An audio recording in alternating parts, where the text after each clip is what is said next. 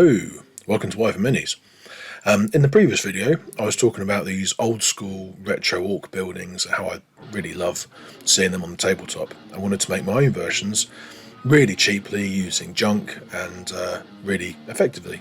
So just a really quick build. I built this oval structure and now in this video I'm going to paint it. So it's all just built from polystyrene packing and an old twiglet tube, cocktail sticks to hold it all together, and a load of PVA glue. I like to put these terrain pieces onto bases just to make them a bit more robust, and you can see where they're sitting, and overall I think it looks better. I use 3mm HDF for that. You can get quite a big packet of it off Amazon for not very much money. So just sketch out the rough shape, cut it out with a jigsaw or a coping saw, and then use a bit of sandpaper to round off the edges so that it kind of feels nice to the hand and doesn't have any sharp bits that are going to kind of irritate you. Fixing it down onto the base, easy, just huge dollops of PVA and spread it out. I put a little bit of water into the PVA just to make it spread out a little bit easier, but that's it really. For some terrain pieces that I've made, some of the plastic ones, I tend to base those as well. I'll use epoxy resin to stick them down because that's really, really strong and good when you've got like smaller connection points or the terrain piece is a bit heavier. But for this, it's just a huge lump of polystyrene, so a load of PVA is going to work absolutely fine. Stick it down, job's a good one. It'll also get sort of secured a bit more in the painting process. So in terms of painting, it's cheap. Just use poster paint. I mean, you don't need to do anything fancy. So I'm making a mix here from poster paint. I've got a couple of grades of sand, a load of PVA and some water. Just mix it all up in an old takeaway tub is what I'm doing here, and get a consistency that seems about right. The sand adds that kind of nice texture to the outside of the building, and also means that you've got a lot more durability. So you will get chipping. I mean, these pieces aren't going to last forever because they are just polystyrene at the end of the day. But using the PVA and the sand as the base for covering it all does make it a lot stronger and able to withstand being played with, which is the point of the whole thing. So here we mixed up some paint. I say we because I'm doing this with my daughter. This sort of thing I think is a great little project to do with kids, keeps them occupied, and you don't need to worry about being too neat with it. You know, you just mixing together some poster paint and slapping it on a big model. It's really not too complicated, and she loves doing it, so it's great. We sort of ended up with this mix which the colour wasn't quite right. I think I just got a bit overexcited mixing the colours. I should have just stuck with the ochre really. The newer poster paints I bought for my daughter, they seem to be a bit more opaque, and it made it this kind of slightly strange greenish brown colour, certainly darker than I wanted it to be, which is why I ended up decanting some of it into a second tub and trying to lighten it up, but it just wouldn't work.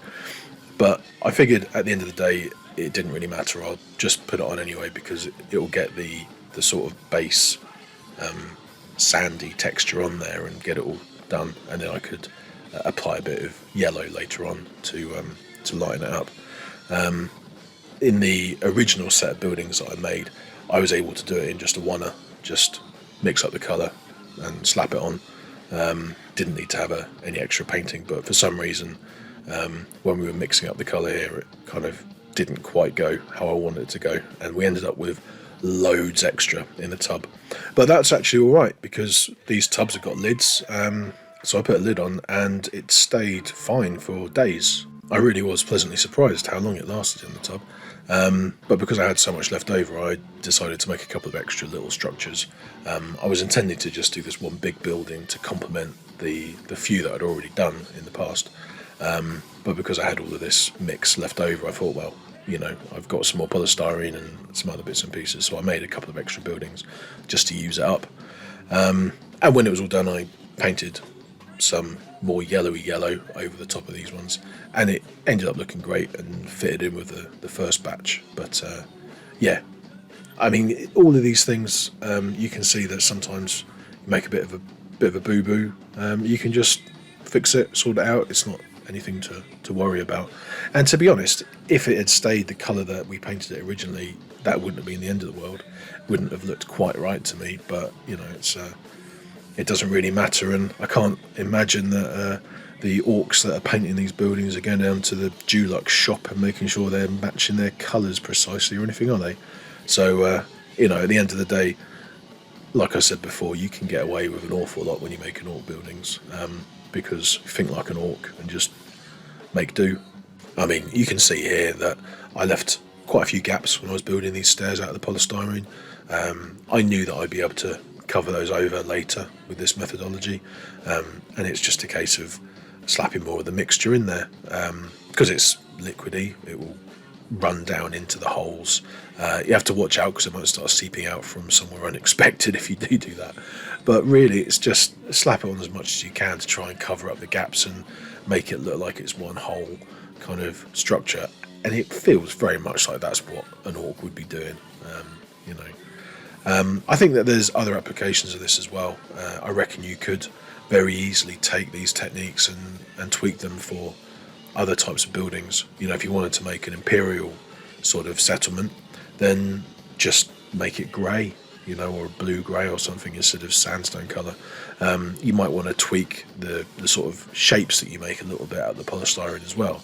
But in general, big blocky grey buildings are going to make it look a bit more like the Imperium of Man, whereas having these big blocky yellow ones look like orcs to me, you know. So I think there's a lot of scope for doing different things with this sort of stuff, and as you can see, it's easy to sort it out, and you end up with something that is fairly strong, especially when you end up with a few layers sometimes of this.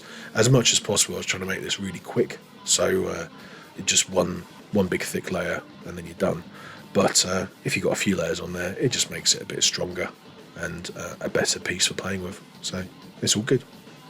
And this is one of those little bonus buildings I mentioned that I made because I had the leftover mixture.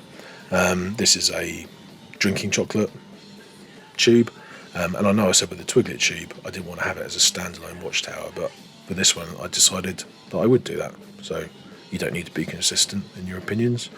I had this thing of Vanish as well, which is a bit of a wider tub, and I considered using that as a tower, but then I decided actually I'll use it as the firing platform on top, just take the lid. I really wasn't in the mood to make another one of those nice firing platforms. Nice as it was, I didn't really want to make it again, so I figured I'd just stick that on, and I'd use a bit of this because it's got the glue in it. I can stick this card down just to give it a bit of stability underneath, because it wasn't the strongest plastic, and I know that it's got the ridges on it and it's got the kind of like screw cap bit on the inside, but I figured I'll be able to cover that up later. I might be able to put a thick enough layer of this sand and PVA to cover it, or I might need to do something else with some lollipop sticks or something, which is what I ended up doing. So in the long run, I'm not sure that it saved me an awful lot of time actually, with hindsight, but I do quite like how it turned out in the end. I think it looked good, and it's quite nice just having things looking different in an orc settlement. You know, you don't want everything to look the same. And I actually used some screws that I had knocking about in the shed to secure this down. I mean, that's another nice thing about orc buildings. Use whatever you want, you know, real life kind of building materials. If the screw is still visible once you've got the sand and PVA on top, then it's fine, because maybe it was just some huge screw that the orcs use or something, you know, it's not a problem. But with this one, I put a few screws in to go through that cardboard and then through the lid of the tube underneath, because you can see the flexibility of that plastic, and once that's done it's actually fairly strong, and then covered in the all of the goop, it ends up being, you know, fairly robust. So I was quite pleased with that. Looked good in the end, and it certainly achieved the objective of being cheap and quick and easy. You can see here the difference in colour between the newer ones I did and the old one. The old one being a lot brighter, so that's why I applied a brighter colour to the newer buildings. I also took the opportunity to just tart up a little bit of the old building where it had got slightly damaged through playing games, so I just gave that a little bit of a coat. You can see the other spare building that I did in the back to use up the goop, and that was just 2 offcuts of the polystyrene that I just stuck together. I didn't even cut anything, just they looked about the right size. I thought they might make quite a nice little building. I don't know what the orcs are doing in it, but something, you know, storage shed or something, whatever. And that's the thing, there's no need to kind of plan all this out too much. Just stick stuff together and just make something. Okay, so now the buildings are all painted in the correct shade of yellow this time, so they look pretty cool, but they could do with a little bit of detailing on them. And I say a little bit of detailing. I decided, you know, intentionally to not overdo it on these buildings. As I said before, these are supposed to be a really quick, easy project. Doing it with my daughter, didn't want to make it anything, you know, too complicated that she wouldn't be able to achieve, or that would take me too long to do. I mean, actually, by this point, she'd sort of got a bit bored of it, so I'm doing this by myself. But still, the point stands, I didn't want to make them as complicated as the ones in the original pictures on White Dwarf. I mean, I love what they've done. You know, I love all the glyphs all over the buildings, and where they've got bits of scaffolding or fuel tanks or pipes or whatever connected onto them, and weird bits of wires and stuff like that. I think they look great. And perhaps one day I'll come back to these buildings or make some new ones and do some of that extra detailing, push them a bit further, because what you've got here is a really good solid base. These buildings, I think they're quick and easy, they're cheap, get them on the table, start using them in games. If I want to come back and push them further, I can, and you know, this could be a good springboard for doing a more in-depth kind of project. But at the end of the day, I wanted these to just be done and easy, so went for a light touch on the detailing. The big building I did a little bit more detail on, just because I got a bit excited and there were some big flat expanses on there. But for this one, for instance, I just went for some black and white checks and a nice skull. So I didn't want to over-engineer doing the checks. When I do checks on orc models, I do, as I've said before, I channel my inner orc and just think, well, what would an orc do? Well, he wouldn't get a spirit level out, he wouldn't get a ruler, he'd just paint them on, wouldn't he? So it's just a case of trying to be a little bit neat so they look okay, but you don't have to be too precise. If you're going for some sort of Eldari building or human building, or maybe you're doing something for Star Wars or Infinity or something else, you might want to be a bit more precise. And in that case, you might want to check out Peachy Tips. He recently did a video on markings, on squad markings. You could easily apply that to a building like this, using masking tape to mask it off. Again, what he did, it's actually not a complicated technique at all. And as he often says, using a bit of weathering to chip it and make it, you know, cover up the bits that haven't gone quite so well. That works really nicely. It's not as quick as just slapping the paint on, but it's not far off. But yeah, it's worth checking out his channel if you want to see how to do a sort of a neater version of this sort of stuff. But for my purposes, for these orc buildings, just eyeballing it is perfectly fine and in keeping with what I think the orcs would do were they building these buildings for real. But I do think that these buildings and this method of making these buildings, you could use it to do something imperial. You know, instead of using the yellow ochre kind of colour, you could use grey or blue-grey or something like that. And then you could have some nice blocky imperial buildings, and then maybe you'd want to use a bit of masking tape to do some detailing on them, perhaps make it a little bit neater. But, you know, it's quite versatile, I think, this sort of technique. So you could do that. Figured a bit of graffiti wouldn't go amiss. Big wah on the side of it. Number of A's is entirely up to you, depending on how big the wall is. Yeah, I just thought it adds a little bit of character to the whole thing. And for a bit more character on this particular building, I decided to paint some symbols that were related to a few of the different clans. I really like the background of the orcs and the different clans and how they interact. I think it's great. I mostly play Goths, because I like the simplicity. I like the green tide, a big horde of boys with clanking death dreads and Gazkul up front, duffing things over. I think that's brilliant. But I also like playing blood axes, sneaky, orcs who've nicked things off the Imperium and maybe will backstab you and all that kind of stuff. And the commandos are great. The new commando kit is brilliant. I do appreciate the Death Skulls, because, you know, despite the fact they're thieving gits, I think, you know, using kind of looters and mech guns and all that kind of stuff fits in with them quite nicely. I really buy into the old school kind of army building where you've got specific units from the clans, and the clans fight in different ways, but they can come together under one big boss. I think that's great. Looks like the new codex is probably changing that up quite a bit, and for quite a few years now it's been the case that you generally have an army from a single clan, which I think loses a little bit of the interest of the orcs for me. I like it when they all kind of bring together different clans, and, you know, work together in harmony and unity, sort of. Apart from bad moons, they can get stuffed. Don't like bad moons. Snake bites, don't see the point of them. I've got orcs and goblins in fantasy, so what do I need snake bites for?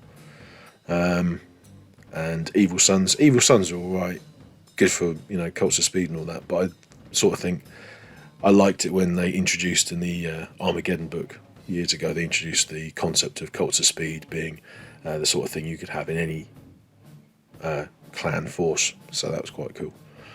Anyway, I put symbols for the different clans on the building itself, and then I ended up letting my daughter do a bit of painting on it. She painted a big splodge of red all over a wall, which wasn't really what I wanted her to do, but yeah, that was okay.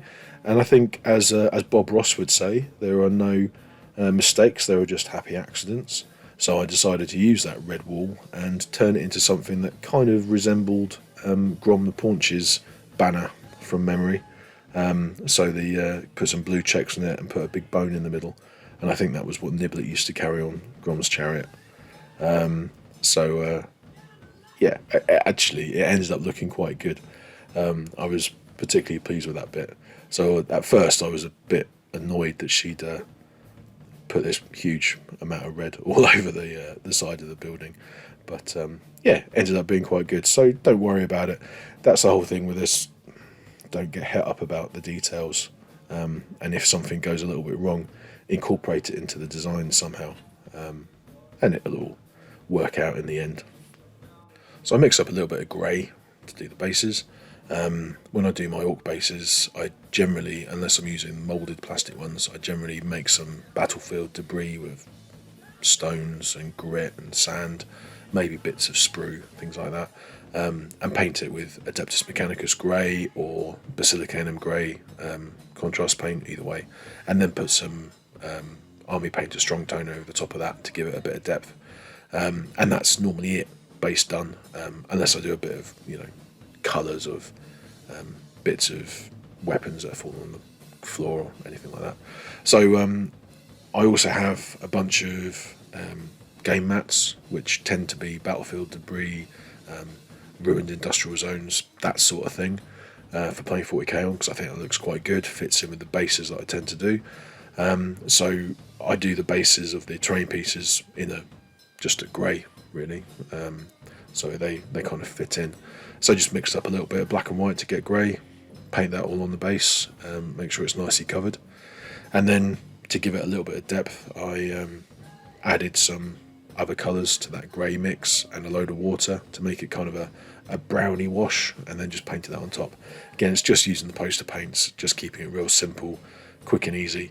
I didn't want to spend a long time doing this process. It was just the two coats, really, and it looks quite effective, I think. I put a little bit of wash here and there on like stairs and a few little deep recesses of some of the buildings, but again, I didn't want to start mucking about with highlighting and going over the whole thing. It looks okay as it is, and it's just a terrain piece, so I was happy with how it was. I did use the wash on the wooden bits, and that looked quite good because they were looking a little bit flat. And that just completes the main painting process for the buildings, and I'm just going to move on to the detailing. Thanks for sticking around if you still are. Appreciate it. This video's gone on a little bit longer than I intended, but yeah, there's just one little bit left to go. consider hitting the like and subscribe buttons and all that kind of good stuff, and let me know in the comments what you think. Let me know what your favourite orc clan is, or what you plan on doing for your army. Always interested to hear what people are up to. So be nice to hear from you. So this bit involves the only bit of material that really I've had to buy, which is some lollipop sticks. You could of course go and eat a load of lollipops if you want and use the sticks, so it could still be made of junk, but I chose to buy these from Amazon because I'd get brain freeze eating that many ice lollies in one go. I use the lolly sticks to make the doors and hatches and stuff like that, so I always make sure I've got a nice supply of a few different sizes of orcs or whatever other models you're using on hand, so I can just use them to eyeball the right size. Again, I'm not measuring stuff, I'm just kind of comparing, is this about the right size to make a door or a hatch that one of these orcs could realistically fit in. It doesn't have to be too precise, and there's no building regulations to worry about, which is handy. But that's just using a boy to be able to see whether it looks about right. Now the lollipop sticks are great for doing this kind of stuff. I'm just using some quite heavy duty clippers here, just things that you might have in your toolbox for doing wiring or whatever. They work very well, and again they might squash the ends of the lollipop sticks slightly, which might bother you if you're trying to make it look really precise, but again, it looks to me like a mech with a power claw has cut them or he's sliced them up. It sort of, again, feeds into that kind of slightly ramshackle orc aesthetic to be using something like this, which isn't too precise. But it's a case of just cutting the lolly sticks down to sort of appropriate sized planks and trying to arrange them in a way that makes it look a bit like a door. Now what I find is that about 3 lolly sticks wide is about right. You can see there it's about the same size as a 32mm base, and I think the door should be about the right size for an orc base to reasonably go in through. We're not going to be actually doing it, but it just needs to look roughly right. And then when it comes to making some supports for it, I use the same lollipop sticks and then use a knife to carefully cut them. And because you've got a wood grain in the lolly stick, you can just poke in with the knife and you can separate them and cause them to split. Again, this makes a slightly uneven edge to it, which feeds into the whole ramshackle appearance, and looks pretty good, I think. I tend to favour making doors like this with a kind of the Z shape on them. There's obviously lots of different ways of doing it, but this seems to me like the simplest way that an orc is likely to do it. Trim them down to be about the right size and then use the PVA glue to glue them in place. It's quite a nice, easy and effective way of doing it. And in no time at all, you can have a bunch of doors and hatches. The hatches, I just kind of put some planks of wood around the edge of them just to look roughly like it's the outside of a hatch, and that means you can just plonk them on the roof of the building. It looks like the orcs can get out onto the roof to shoot down at whoever's attacking them. But yeah, it's very quick, and then just get the PVA glue, use a paintbrush, an old paintbrush you don't worry about, a little bit of glue down the sort of the sides to glue them together next to each other, and then a bit of glue on the cross pieces. They might stick down a little bit onto your cutting mat, but they're quite easy to lift up again. Again, it's not worth being too precious about it, just slap them together. When it comes to ladders, just the same thing, using the lollipop sticks to make planks essentially. With this ladder, it needed to be quite tall, so I actually need to get 2 lollipop sticks, the 2 lollipop stick lengths worth to make it work. And I used one of the cross pieces of the ladder to help secure the join right where they were attached to one another. I wasn't too worried about making sure this was going to be too secure on its own, because I knew I was going to be securing it top and bottom onto the building. With most of the buildings, I put them flush against the wall, and then that means that the wall itself is supporting them. This one I didn't. I did something slightly different, but essentially just dabs of PVA and little planks of lollipop stick across. Again, if it goes slightly wonky, that's fine. And just eyeballing roughly what sort of distance between the rungs you want to have. It doesn't need to be too precise, it just shows you that it's a ladder. For For some of the buildings I made some wooden parapets to go around the outside with spiky posts. The temptation there is to make each one a kind of triangle spike on the top, but much quicker and easier way is to just cut a single line straight across on the lollipop stick. It means that you get two sort of spiky planks for the price of one, because you can just turn the other one upside down, and when you put them together you can kind of position them in a way that the spikes roughly meet. It doesn't have to be too precise again, but for me this was a very quick and easy way to kind of achieve making this spiked palisade sort of feel. And that's what I used to mask the screw thread inside the tub lid that I used as the firing platform on this tower, which ended up being a little bit more work perhaps than making the firing platform like I did on the Twiglet tower, but I do think it looked really good in the end. I was quite happy with it. Most of the wood just got a coat of brown. We mixed up the poster paint to make a brown colour. It looks fine. And then that wash that I showed you earlier. For this watchtower, my daughter demanded that the fence or the palisade around the outside was alternating red and blue, which again really annoyed me because I didn't want to do it. But I did it, and she helped, and it was really good in the end. It just adds a splash of colour, and like I said earlier, red and blue is a good classic orc kind of colour. So it was worth the little extra time and aggravation. But yeah, she does make some irritating demands. When it comes to attaching these wooden bits, I again raided the shed and got some old nails. These are just old rubbish nails that came out of various things I had knocking about in the shed. I find it's pretty handy. With a nice flat piece like this, you can just use a load of PVA glue to stick it in place. But the nail, the same as using the cocktail sticks to hold the polystyrene together, pushing the nail through helps to hold that door securely in place. And the quite nice thing about it, if you don't hammer it in completely flush, it can be sticking out slightly and looks like a door handle that you don't even have to paint because it's just an old dirty bit of metal. So again, these were junk nails as far as I was concerned. I don't really know why I had them knocking about in the shed, but I did. So sometimes it's good to not throw things away because you can use them. But looks pretty effective, I think, and that's nice and quick and easy. When it comes to doing the round towers, slightly more challenging to fit the door onto the round surface.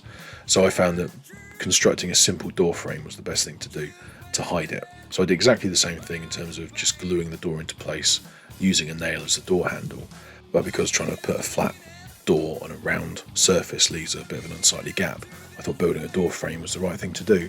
And because it's nicely secured on there with the nail and the glue, building a door frame after it's stuck on, I found the easiest method. So just use some PVA and stick the strips on. You've got a couple of straight strips for the side bits of the door frame, and then for the top one I had to do a little bit of carving into it to try and make it follow the contour of the building slightly so that it would sit in there and hide all the gaps. So that's a little bit more tricky, but you know, again, orc buildings don't have to be too precise, and it wasn't overly difficult. I did consider doing door frames for all the other doors as well, but I couldn't be bothered. I think maybe it would have looked better, but then I think it looks good just having a door there on the flat surfaces. So I just did it for the couple of towers. I used the nail technique for attaching the palisades onto the walls as well, and to secure the ladder at top and the bottom. Just bung some nails into the polystyrene, and that held it in place nicely with some PVA. So that completed building the buildings and painting them. They're all done, and I'm really pleased with the overall project. I am also painting up some more sort of scrap terrain for the orcs, stuff from the kill team boxes and all that. So I will do a video about that soon, because I think that having some scrap buildings alongside these more traditional retro buildings is going to look really cool. Just, you know, there's no need to be consistent, but I do like the feel of these buildings. Really nice and cheap. I hope you've enjoyed the video. Apologies, it has dragged on a little bit, but hopefully there's some useful bits and pieces in there for you. And Hopefully be back for the next one. Right, thanks, bye for now.